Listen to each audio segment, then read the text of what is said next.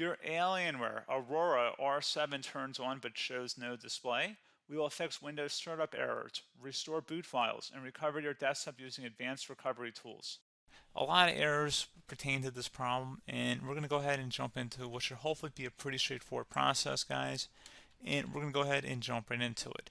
So first thing I'd recommend doing would be to actually go ahead and boot to the troubleshooting utility on Windows 11. So if you do a hard power off 3 times in a row, Windows should automatically attempt to launch the starter prepare utility. And if it doesn't find anything, it will give you the option to select advanced settings, in which case it will take you to a screen that looks like this. Now, if it does not take you to a screen that looks like this, or you're unable to get to that, you can also download the Windows 10 Media Creation Utility, or Windows 11. They probably will make a creation utility for Windows 11 at some point. And it doesn't really matter, you can actually run the Windows 10 utility on Windows 11 as far as I'm aware. And you should be able to run the troubleshooting utilities built in within it. So you just would go ahead and download it to an ISO file and then burn it to a DVD or USB. It'd have to be about 4 gigabytes or more. It couldn't be a small USB flash drive, and it couldn't be a CD. It'd have to be a DVD. And then you boot your computer from it. So depending on the computer manufacturer, you'd have to tap a different key on your keyboard in order to launch that menu, in order to select what boot drive you want to go off of. So it could be anything between the escape key, F2, F8, F12, for example. And those are the function keys on the top of your keyboard. So you may have to just do a little bit of trial and error. Shouldn't take you more than a couple minutes. Googling it would probably be best before you even begin. But anyway, we're ready to go ahead and jump right into it. So we're on the choose an option page. So these will look very similar whether you're booting from it directly within Windows itself, or if you're plugged in a USB flash drive with the media creation utility installed and you selected the recovery option. So when you are setting up your Windows 11 installation or Windows 10, depending on the drive you're using, there should be an option to repair your computer in the bottom left corner of the dialog window, one of the first screens that comes up. You go ahead and select that, and then it would take you to a troubleshooting screen like you see here. And you want to go ahead and select troubleshoot, reset your PC, or see advanced options. And then there are going to be a whole bunch of options in here that we're going to explore in today's video. The first one, we're going to actually go underneath advanced options and then select startup prepare, fix problems that keep Windows from loading. So go ahead and select that first.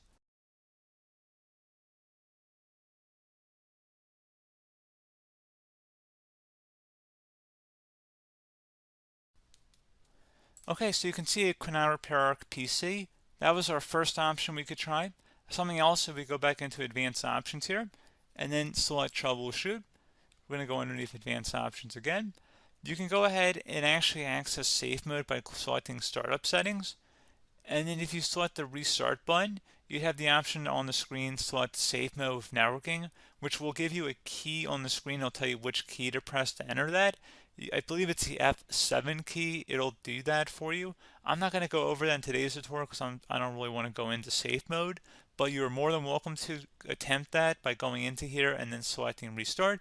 Again, it'll launch another screen. It'll say what key do you want to press, and it'll give you like 7 or 8 different options, and you want to select safe mode with networking. There's also an option for a command prompt too, but that's going to be something we're going to cover later in this video, and we don't even have to go through that in order to access it. So that's why I'm not going to really push for that, because unless you know exactly what's causing the problem, you probably don't need to go into safe mode. Unless you're trying to recover files, in which case then you definitely can go into safe mode, but we're trying to actually recover our computer here. So I hope that makes sense. Something else we can also try here as well would be to uninstall updates, remove recently installed quality or feature updates from Windows. So if you go ahead and select that, you can uninstall the latest quality updates, which generally is the more day-to-day updates. Feature updates are the less regularly released ones, like the big ones. I would equate it to service packs in like Windows 7 and Windows Vista and Windows XP. So larger updates that occur once or twice a year at most. And the quality updates are more just a regular update. So probably obviously depend, it'll take longer if you're going to try and uninstall the latest feature update versus quality update.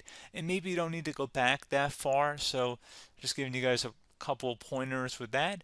Something else you can also look at here, and we're going to jump into the command prompt in a little bit, but you can select System Restore, which will use a restore point recorded on your PC to restore Windows. And this is something I would highly recommend here, guys. So select next. Assuming you have a restore point saved on your computer, you go ahead and select the most recently created one, and you'll select next, and then you'll select the drive. You shouldn't actually have to select the drive. You can scan for affected programs, but we're going to keep it all default here, and then we're going to select finish. So once started, system restore cannot be interrupted. Do you want to continue? I think we're going to select yes. I don't think we have anything better to do on our computer right now, so just give it a moment here to initialize. It will take a couple minutes to run, obviously depending on how large your hard drive is and how much is saved on the system restore point. So just give it a couple minutes here.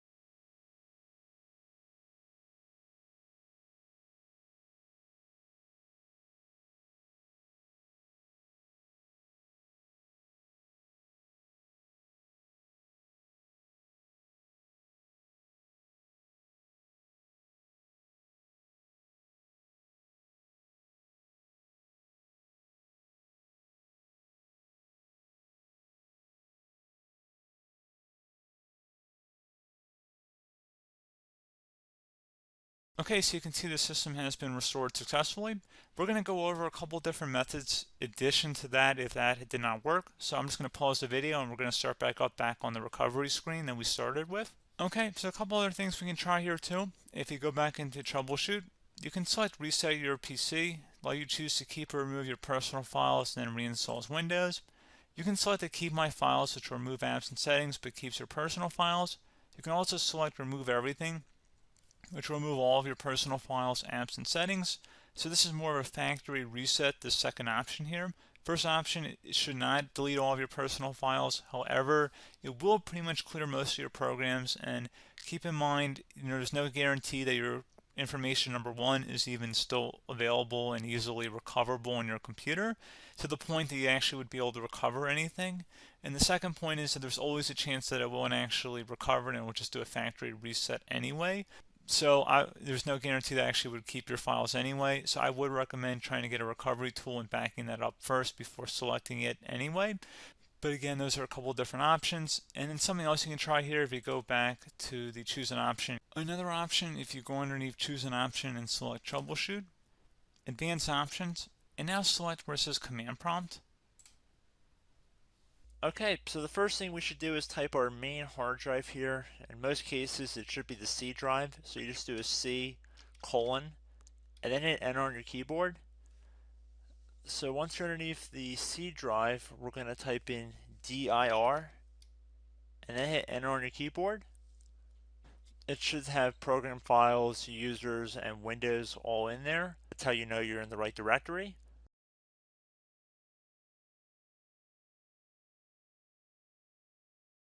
In some cases, it might be the D drive as well, so just keep that in mind.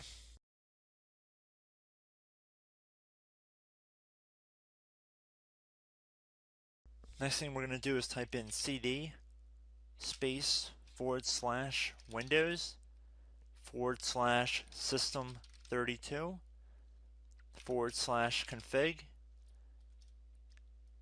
and then you're going to hit enter on your keyboard.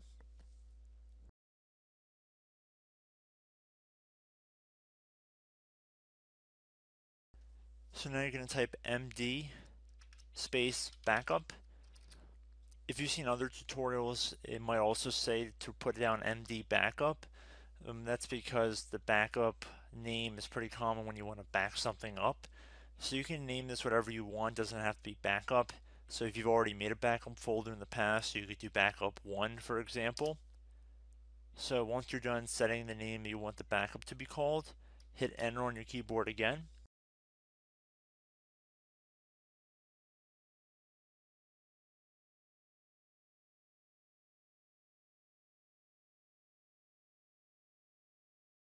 At this point you want to type copy, C-O-P-Y, space, then you want to do the star symbol above the 8 key, then do a period or a dot, whatever you want to call it, then another star sign, and then another space, and then type backup, and then hit enter on your keyboard.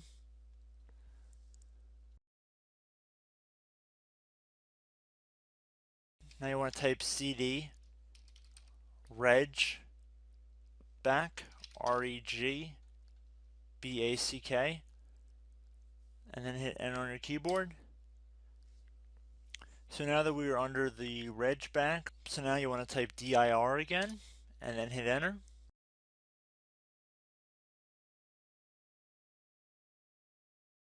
So now at this point we're going to type copy again. So copy, space, star sign, dot, another star sign, space, and then 2 dots. So we're going to type copy, space, star sign, dot, sign, star sign,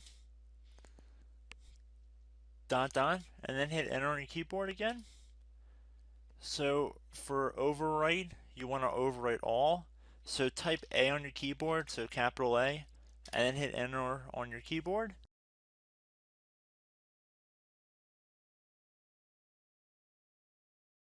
So at this point you should be good to go. You can close out of the command prompt window, and if you accidentally continue to Windows 10 you should be all set. So I hope one of these 3 or 4 different methods we went through in this tutorial helped you guys out. Again, I'm not sure if you guys heard me earlier, but try to go back into your safe mode if possible and uninstall any programs you know might be conflicting with the Windows startup if you can get into safe mode. So just keep that in mind. Something very simple like that could be blocking up everything. So again, I hope this tutorial helped you guys out, and I will catch you in the next tutorial. Goodbye.